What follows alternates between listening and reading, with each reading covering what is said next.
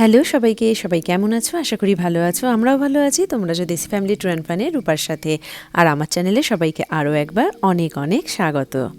এটা আমরা যে হাওয়াইতে ঘুরতে এসেছি তারই সেকেন্ড ভিডিও। তা আমরা হচ্ছে সেদিনকার হোটেলে ঢুকে গেছিলাম, তো আজ হচ্ছে সেটাই। এই যে আমরা এখন লিফট করে যাচ্ছি। আমি বলেইছিলাম এটা 33 মানে 33 আর কি তলা পর্যন্ত ফ্লোরের হোটেল এটা। তো আমরা হচ্ছে 7th ফ্লোরে আছি। তা এই যে আমাদের রুমটা, আর বেশ মানে সুন্দর বিশাল বড় বাথরুম, তার সাথে একটা টাব এই যে এখানটা রয়েছে, তারপরে শাওয়ার রুম আলাদা, তার সাথে টয়লেট রুম আলাদা, দুটো পাশাপাশি মানে, আর মানে বিশাল বড় একটা বাথরুম। সব কটা হচ্ছে শাওয়ার রুম টয়লেট রুম এরকম আলাদা হওয়ার জন্য খুব সুবিধা হয়েছে, মানে যে যখন পারবে যেটা ইউজ করতে পারবে আর কি।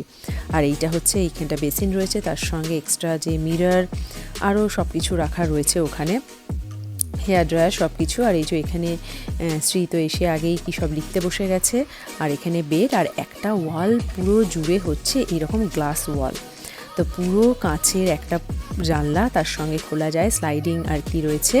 আর উপর থেকেই এই যে দেখতে পাচ্ছ একদম আমাদের সি ফেসিংয়ে হচ্ছে আমাদের এই উইন্ডোটা, খুব ভালো পেয়েছি। আর সানসেটটা একদম প্রপার এই উইন্ডোটা থেকে দেখা যায়, মানে অসাধারণ লাগছে। আর জানলাটা খুললে তো মানে হু হু করে হাওয়া, কিন্তু বাচ্চাদের জন্য আমি আর কি জানলাটা খুব একটা খুলতে চাইছি না।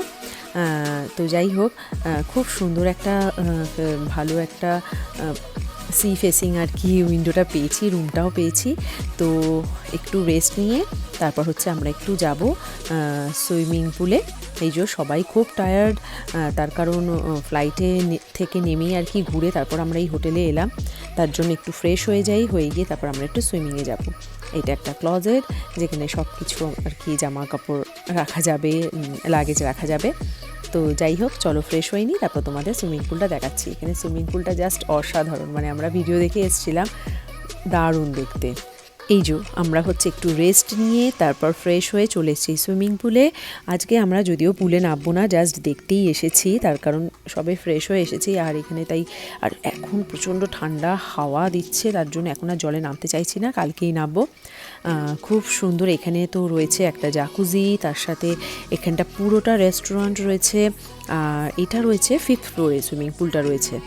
আর তার সঙ্গে হচ্ছে পুরো এটা মানে রুফটপে একটা পুরো টোটালি একটা অন্য সেপারেট ফ্লোরে এটা রয়েছে।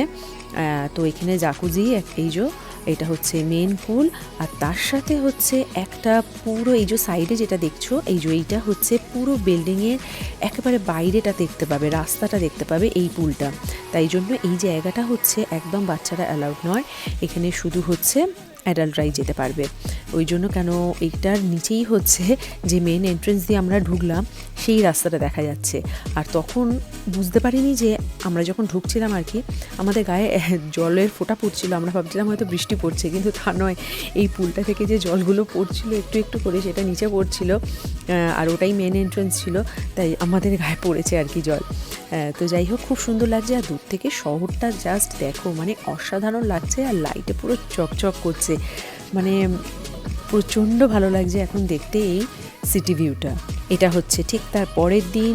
আমি এর আগেও বলেছিলাম, মানে আমার আগের ব্লগটাতে, যে যেহেতু ক্যালিফোর্নিয়ার সাথে আমাদের হচ্ছে এই আমরা যে হাওয়াই হনলুলুতে এসেছি 3 ঘন্টা আর কি পিছিয়ে রয়েছে, যেহেতু তার জন্যই আমাদের ওখানে 12টা বাজলে এখানে হচ্ছে সকাল 9টা বাজে, মানে আমাদের ওখানে দুপুর 12টা বাজলে এখানে সকাল 9টা, তাই 3 ঘন্টার যে ডিফারেন্স, তার জন্যই আমাদের ঘুমটাও ভেঙে গেছে তাড়াতাড়ি।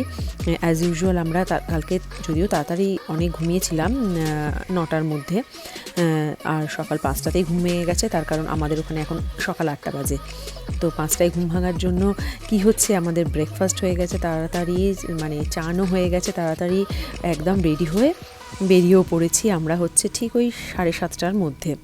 এই যে রেডি হয়ে একবারে বেরিয়ে পড়েছি। আর কালকে হচ্ছে আমরা কস্টকো আর একটু টার্গেটও গেছিলাম ঘোরার পরে, তার কারণ জল কিছু খাবার দাবার টুকটাক সমস্ত বাচ্চারা খাবে, তার জন্যই হচ্ছে সেগুলো আমরা নিয়ে চলে এসেছিলাম। আর এই যে ফুলটা দেখলে হোটেল থেকে দিল, বললো যে পরে নিতে। এই যে শ্রীকে পরিয়ে দিয়েছি, এবার আমি পরছি, তার সাথে ক্লিপও দিয়ে দিয়েছে আর বলছিল যদি পরতে না পারো রিসেপশানে তাহলে আমরা লাগিয়ে দেব। তখন আমি বললাম যে না, আমরা পরে নিতে পারবো। তো এই ফুলগুলো খুবই এখানে ফেমাস, সবাইকে ফুল, গলায় মালা, ফুলের মালা আর কি সবাইকে দেয়। তো আমিও লাগিয়ে নিয়েছি ফুলটা। আর তার সাথে হচ্ছে এখন আমরা সকালবেলা একেবারে বেরিয়ে পড়েছি, যাচ্ছি হচ্ছে আজকে হানৌমা বেতে। তার আগে হচ্ছে যেহেতু অনেকটা আমাদের টাইম আছে ঘোরার, তার জন্যই হচ্ছে আমরা অনেকগুলো পয়েন্ট হাতে রেখেছি, যেগুলো ঘুরতে ঘুরতে তারপর আমরা হানুমা বেতে যাব। এই যে দূরে এই যে দেখছো এই জায়গাটা মানে অসম্ভব সুন্দর। আর ওই যে পাহাড়টা দেখা যাচ্ছে মানে জাস্ট না দেখলে সামনে থেকে নয় আর কি, পুরো গ্রিনারিতে ভর্তি, যেখানেই তাকাচ্ছি পুরো সবুজ সবুজ আর সবুজ, মানে চোখ ভালো হয়ে যাবে আর কি আমাদের। তো এত মানে যেখানেই তাকাচ্ছি সেখানেই শুধু গাছপালা, মাউন্টেন আর সি বিচ, মানে খুব সুন্দর লাগছে দেখতে। এই যে দূরে দেখো সেই সমুদ্র, আর পাহাড়ের উপরে হচ্ছে গাছ, আর সাইডে গাছ, আর নারকোল গাছে তো ভর্তি, মানে অপূর্ব সুন্দর লাগছে।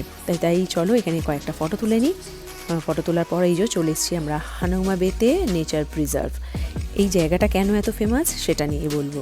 হানৌমা বেতে আসার আগেই হচ্ছে মানে হাওয়াইতে আমরা ঢোকার আগেই বাড়ি থেকেই আমরা অনলাইনে টিকিট কেটে নিয়েছিলাম, তার কারণ এই টিকিটটা পাওয়াটা খুবই মুশকিল। মানে অনলাইনে যে টিকিটটা কাটি আমরা, ওটার ওপেন না হতে হতেই সব টিকিট বুকড হয়ে যায় ঠিক 10টার মধ্যে। তার জন্যই হচ্ছে পুরো যেদিন যাবে তার আগের দিন হচ্ছে ঠিকঠাক প্ল্যান করে একেবারে বসতে হবে আর টিকিটগুলো কাটতে হবে। না হলে আমরা যে 4 জনের টিকিট, মাঝখানে তো 2 জনের পাচ্ছিলাম, আবার 2 জনের পাচ্ছিলাম না, 1 জনের পাচ্ছিলাম, 3 জনের পাচ্ছিলাম না, এরকম করে অনেক কষ্টে আমরা টিকিটটা পেয়েছি। তো যাই হোক, আমরা এখন এখানে ঢুকে গেছি। ঢোকার পর হচ্ছে আমাদের একটা জায়গায় দেখানো হলো ভিডিও, কীরকমভাবে আমরা এই হানুমা বেতে সব কিছু আর কি করবো। আগে বলে দিই হানুমা বেটা কেন ফেমাস। হাওয়াইয়ের এই হানুমা বে খুবই একটা বিখ্যাত আর অসাধারণ সুন্দর একটা নেচার আর পরিষ্কার নীল জলের জন্য বিখ্যাত। এটা আসলে একটা মানে ভলক্যানিক ক্রেটার, যেখানে সমুদ্রের ভেতরে তৈরি হয়েছে আর কি মানে দারুণ একটা ন্যাচারাল বে। এখানে হচ্ছে স্নোরকেলিং করার জন্যই হচ্ছে সারা পৃথিবী থেকে মানুষ আসে, কারণ জলের নিচে যে কালারফুল মাছ, কোরাল আর ওই রিফ খুব কাছ থেকে দেখা যায়। আর পুরো ট্রান্সপারেন্ট জল, তো মানে ক্রিস্টাল ক্লিয়ার একেবারে যাকে বলে। আর জায়গাটার নেচার প্রিজার্ভ হওয়ার জন্য এখানে একদম পরিবেশ দূষণ মানে নেই বললেই চলে আর কি, তাই খুবই পরিষ্কার আর প্রোটেক্টেড। তাই যারা নেচার, বিচ আর এই আন্ডার ওয়াটার লাইফ ভালোবাসে তাদের জন্য হানুমা বে একদম পারফেক্ট জায়গা, একেবারে মিস করা চলবে না। তাই এখানে মানে আসতেই হবে। তো যাই হোক, আমরা টিকিটটা কেটে নিয়ে আগে গেলাম ওদের হচ্ছে আরও একটা কথা বলে দিই, ওয়াকিংয়েও টিকিট পাওয়া যায়, কিন্তু সেটা কতটা কি পাওয়া যাবে বা কিছু মানে এটাই হচ্ছে একটা ডাউট থেকে যায়। যদি না পাই তাহলে সেই দিনটা মিস হয়ে গেল, মানে এই রকম একটা ব্যাপার। তার মানে একটা দিন বাদ হয়ে গেল। এবার তার পরের বারে পাবো কি না সেটাও একটা অনেক বড় প্রশ্ন আছে, তার কারণ অনেক ওরকমভাবে প্ল্যানগুলো করা থাকে না, তাই ওটাই একটা মুশকিলের ব্যাপার। তার জন্যই আমরা ওয়াকিংয়ের আর চান্সটা নিয়ে একেবারে অনলাইন টিকিট বুক করেই এসেছি। তো যাই হোক, আমাদের হচ্ছে ওই ঘরটাতে নিয়ে গিয়ে ভিডিও দেখানো হলো যে কীরমভাবে আন্ডার ওয়াটারে তোমরা ফিশগুলোকে দেখবে, তারপর হচ্ছে ওই রিফ, কোরাল রিফ কীভাবে দেখবে, কীভাবে ব্রিথ করবে। তা কোনোভাবেই ফিশদের গায়ে বা এরকম কোরাল রিফ কিছু টাচ করা যাবে না।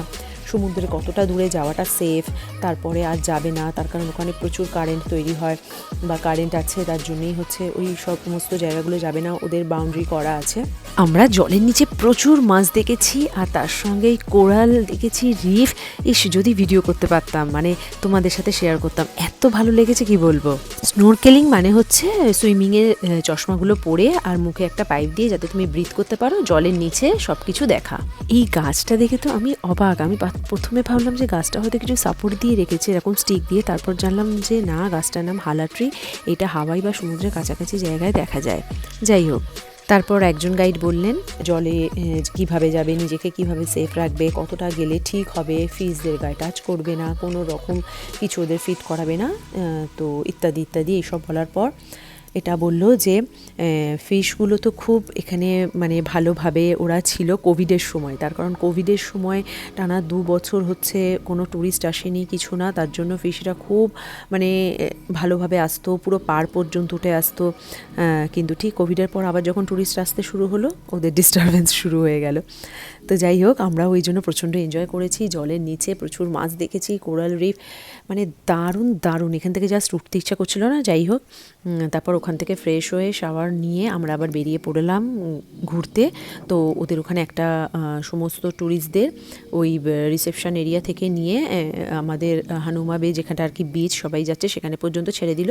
ওইটুখানি আর কি, খুবই বেশি রাস্তা না, হেঁটেই চলে আসা যায়, কিন্তু ওই আর কি গাড়িটা যদি দিচ্ছে বলে তাই জন্যই সাটেল করি সবাই আসছে, আর তারপর আবার নিয়েও যাচ্ছে যাদের যাদের হয়ে যাচ্ছে আর কি। তো যাই হোক, ঘোরার পর আমরা চলে এসেছি আরও একটা পয়েন্টে, যেখান থেকে অন্য আরও একটা সি বিচ দেখা যাচ্ছে উপর থেকে। তার সঙ্গে এই যে একটা ল্যান্ড করা আছে মাউন্টেন, আর মানে খুব সুন্দর, আর প্রচণ্ড হাওয়া, চুল তো মনে হচ্ছে সব উড়েই চলে যাবে মাথা থেকে, প্রচণ্ড হাওয়া, কিন্তু দারুণ জায়গাটা। তারপর ওখানটা ঘোরার পর আমরা চলে এলাম হচ্ছে আর একটা বিচে। এই বিচটার নাম হচ্ছে স্যান্ডি বিচ। এখানে ঢেউ এত স্ট্রং, আর তাই এখানে হচ্ছে এই বডি বোর্ডিংয়ের জন্যই এটা ফেমাস। তাই এখানে লোকাল সারফেস বা ওই বডি বোর্ডার্সরাই এখানে বেশি আসে, তার কারণ পুরো স্লোপি, এত নিচু এই সামনেটা না, আর জলটা মানে ওই নিচুতে যদি একবার চলে যাও, আর ওই যে জলের অত বড় বড় ঢেউগুলো আসছে, মানে কিভাবে যে টেনে নিয়ে যাচ্ছে তখন ফিরে আসা মুশকিল। তাই এইখানটা এসে দেখি শুধু ইয়াং জেনারেশনদের ভর্তি, মানে ইয়াং জেনারেশনেরই জন্যই এই আর কি বিচটা। একটুও ফ্যামিলি নেই বা কোনো বাচ্চা নেই, তার কারণ শ্রী একটুখানি পাটা জলে আর কি টাচ করতে গেছিলো, সঙ্গে সঙ্গে লাইফ গার্ড এসে বললো এখানে বাচ্চারা অ্যালাউড নয়। তাই জন্য কোনো ফ্যামিলিকে দেখতে পাচ্ছি না, কোনো বাচ্চা নেই, তার কারণ এত স্লুপি না, ঠিক আমি ক্যামেরাতে বোঝাতে পারছি না, জলের এত বড় বড় ঢেউ যে শুধু ওই বডি বোর্ডার্সরাই এখানে রয়েছে। আর নাহলে মানে সুইমিং করা তো প্রচণ্ড রিস্কি, সুইমিং এখানে কাজেই লাগবে না, মানে এতটাই ডিপ এখানটায়, আর প্রচণ্ড কারেন্ট। তো যাই হোক, ওই শুধু ইয়াং জেনারেশন আর কলেজ অফিসেরই এই সমস্ত ছেলেমেয়েরা ভর্তি, তাই আমরা একটু কিছুক্ষণ থেকে তারপর হচ্ছে চলে গেলাম। আর এটা কিন্তু বিচটা খুব সুন্দর, আর মানে বডি বোর্ডার্সদের এখানে খুব মানে করছে, এত সুন্দর ভালো লাগছে যে কি বলবো। তাই ওয়াহুর স্যান্ডি বিচ পার্কটা হচ্ছে একটা স্ট্রং ওয়েভস আর থ্রিলিং ওশেন এক্সপিরিয়েন্সের জন্য খুব ফেমাস এটা। তো যাই হোক, আজকের মতো আমরা তো প্রচণ্ড ঘুরেও নিয়েছি, আর মানে অনেক ঘুরে নিয়েছি, আর তার সঙ্গে সানসেট পয়েন্টে গেছিলাম, কিন্তু প্রচণ্ড হাওয়ার জন্য চলে এলাম। তো যাই হোক, আজকের ব্লগটা আমি এখানেই শেষ করছি। কেমন লাগলো কমেন্টসে জানিও, যদি ভালো লাগে একটা লাইক করে দিও, আরও নতুন নতুন ব্লগ দেখতে হলে আমার চ্যানেলটা সাবস্ক্রাইব করে নিও। টিল দেন সবাই খুব ভালো থেকো, সুস্থ থেকো, আবার দেখা হবে নতুন একটা ব্লগে। সবাই খুব ভালো থেকো, বাই।